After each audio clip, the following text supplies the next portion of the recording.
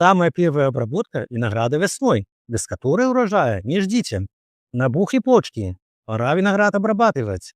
Чем мы будем обрабатывать? Для этого можем воспользоваться азофосом. Берем азофос, оставляем по инструкции и обрабатываем. Но обрабатываем что? Обрабатываем приствольные круги, потому что инфекция зимует там. А для того, чтобы инфекция не было в наших ветках, мы используем препарат Хорус. Он работает при низкой температуре. Вот здесь 4 грамма на 10 литров воды. В такой концентрации мы обильно промываем ветки. Низ промываем азофосом. Когда виноград наш подрастет, появится уже 3-4 настоящих листика, обработку будем повторять.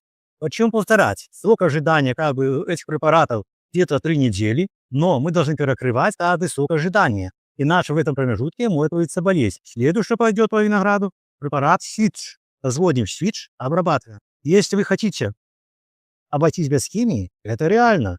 Берем щенную палочку Profit, разводим и обильно опрыскиваем наши кусты. Такую работу необходимо делать тоже раз в 7-10 дней.